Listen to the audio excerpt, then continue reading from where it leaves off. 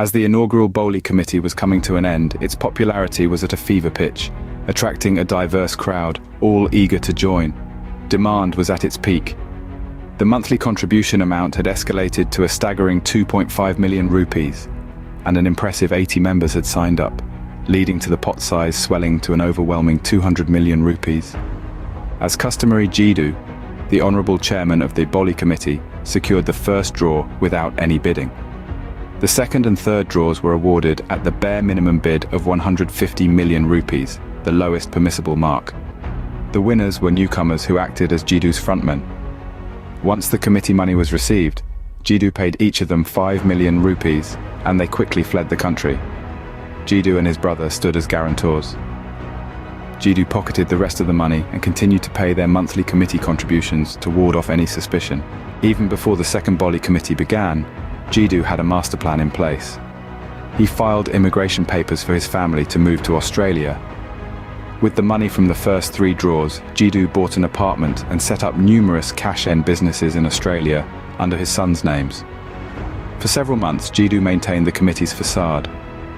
Around the time of the 8th draw, he received the immigration approvals for his family, with the exception of his own case, which had been rejected due to a prior criminal record from his illegal bookie days. Jeedu Butt decided it was time to act. The 8th draw was won by Jeedu's brother at the lowest bid mark. Almost immediately, his entire family, including his brother, relocated to Australia. Jeedu then applied for a tourist visa, hoping to join them and then go underground. By now, he had accumulated a staggering 640 million rupees, minus the 90 million he had used up to that date to pay for the monthly committee installments on 4 accounts. Regarding the remaining 550 million, Jeedu split it between part cash and part wisely invested in Australian properties and businesses. However, fate had a twist in store. The 2 frontmen Jeedu had initially set up were arrested by Malaysian authorities. One of Jeedu's affluent Boli Committee members happened to witness their arrest and decided to interrogate them. The frontman buckled under the pressure and revealed Jeedu's scheme. Jeedu's grand plan was laid bare, and he knew that time was not on his side. Fellow committee members confronted Jeedu upon learning of the frontmen's arrests. In response, Jeedu feigned innocence and placed the blame on his brother, insisting that the arrested individuals were his brother's acquaintances. His brother, who had already fled to Australia, participated in a conference call and simulated a severe medical condition, claiming paralysis to prove his innocence. As news of the con spread and questions continued to mount, in a desperate bid to gain a reprieve and buy himself some time, he issued security checks and absconded with the loot, a staggering sum of approximately 550 million rupees, effectively disappearing from sight, going off the grid. His carefully crafted plan had come to fruition, leaving his unsuspecting victims in shock and despair. Is crime ever justifiable? Are all acts of transgression equally blameworthy? Or can circumstances sometimes blur the lines between right and wrong? Welcome to the intriguing tale of a man named Jeedu Butt, a story that will make you question your understanding of morality, justice, and the consequences of one's actions. Back in August of 2022, Jeedu Butt was apprehended at Lahore airport, attempting to escape the country under a false identity. He was labeled a police offender and found himself in Kot Lakpat prison, awaiting trial for a case of check fraud. 2 months of confinement later, Jeedu was granted bail pending trial. But his troubles were far from over. Another case was filed against him, leading to another encounter with the law. Once again, Jeedu slipped underground, disappearing into uncertainty, a fugitive in his own land. A few months later, the law caught up with Jeedu, as he was once again attempting to flee the country. It was during this period that our paths crossed in jail.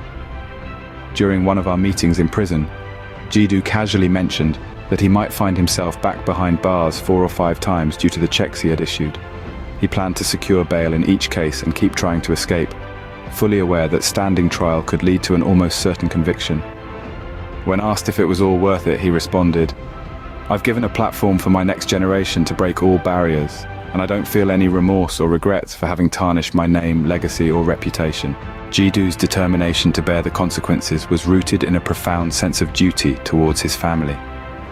As we sat within those prison walls, he would often share stories of their struggles, their dreams, and the sacrifices they had made.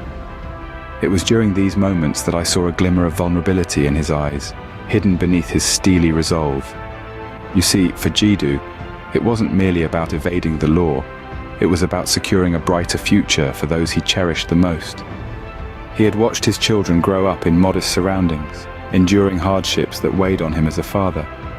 Their dreams had always been grand, their ambitions far-reaching, and he was determined to be the architect of their aspirations. Their bank balance, once meager, had grown substantial through his unconventional efforts. It was a testament to his unwavering commitment to ensuring that his family didn't just survive, but thrived. The fully owned apartment abroad symbolized more than just property. It was a sanctuary of safety and opportunity. It was the place where his children could spread their wings without fear of the same adversities he had faced. In the end, Jeedu had indeed provided his children with a shot at a better life, one that transcended the confines of their past circumstances. The upper-class life they now had access to was, in essence, the culmination of his sacrifices, the embodiment of his love as a father. But this newfound prosperity came at a poignant cost: the absence of his presence in their daily lives. As we shared these conversations, I could sense the weight of his choices, the bittersweet emotions that surged within him. He had placed his family's future above all else, even if it meant being separated from them. Despite the circumstances, Jeedu managed to find joy within the prison walls. He was the heart and soul of our confined community, bringing a sense of vitality and spirit into our grey existence. His laughter echoed through the corridors, his dance moves were infectious, and his stories, oh, they were enchanting.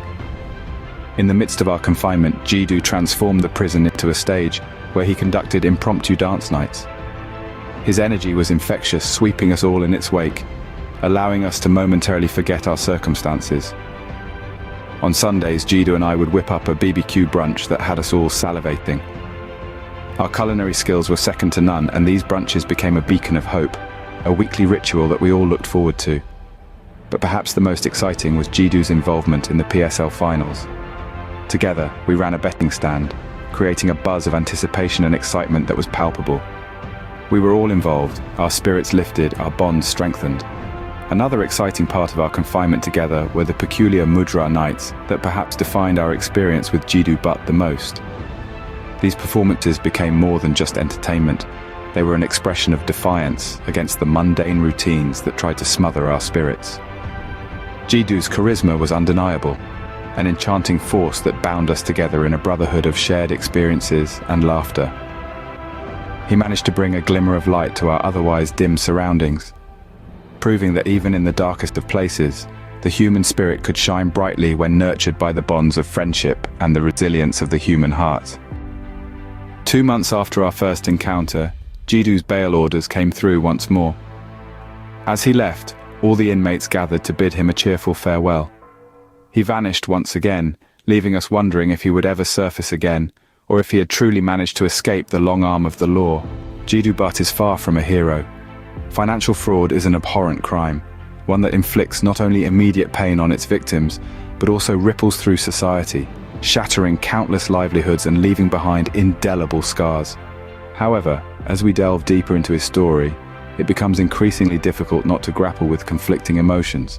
He emerges as a complex figure, a man whose actions force us to confront uncomfortable moral questions about the lengths one might go to secure a better future for their family, even when those actions involve breaking the law. It's a dilemma that tugs at our conscience, demanding introspection. Do we yearn for Jeedu to be apprehended, to face the full weight of accountability for his deeds? Or do we secretly harbor the wish that he is somewhere safe, sharing a peaceful dinner with his family, redeemed in their eyes? The truth is, as of today, Jeedu remains uncaptured, a spectre of uncertainty. This leaves us with a profound question to ponder, one that resonates beyond his individual circumstance. What would you want for Jeedu? Thank you for watching AIK Dastan, where every tale is a testament to the human spirit, and every voice resonates with the truth as they perceive it.